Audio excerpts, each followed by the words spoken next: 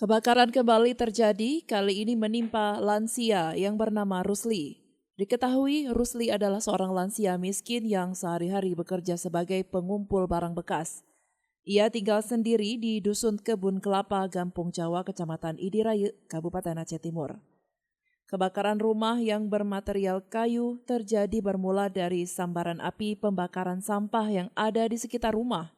Selain itu, area halaman rumah juga dipenuhi barang yang rentan terhadap kebakaran.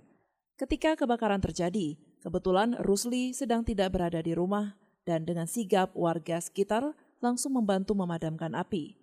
Karena api semakin membesar, warga langsung menghubungi pemadam kebakaran yang tak lama berselang langsung menuju lokasi kebakaran.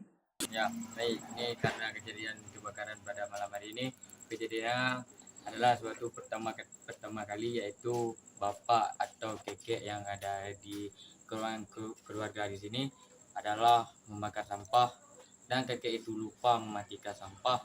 Lalu kakek itu keluar dari rumahnya untuk pergi ke PDID atau di kecamatan di Aceh Timur ini. Baik, habis itu kejadiannya lalu ada angin atau menyebar apinya ke rumah, dan apinya mengembang dan terlalu besar, maka orang kami evakuasi memanggil pemadam, dan masyarakat pun berkumpul untuk membantu ke rumah kejadian itu. Oke, terima kasih. Sementara itu, tim pemadam Aceh Timur mengatakan bahwa kejadian kebakaran terjadi pukul 19.30 waktu Indonesia Barat. Menurutnya, meski area menuju ke lokasi harus melalui lorong-lorong kecil, namun berkat bantuan warga sekitar, api berhasil dipadamkan, sehingga tidak merambat ke rumah sekitar. Terjadi kebakaran, kami menerima laporan pukul 19.30 dengan mengeluarkan 4 armada dengan kondisi sekarang sudah stabil. Mungkin kejadian barang-barang banyak yang sulit dipadamkan karena ada tumpukan seperti botol.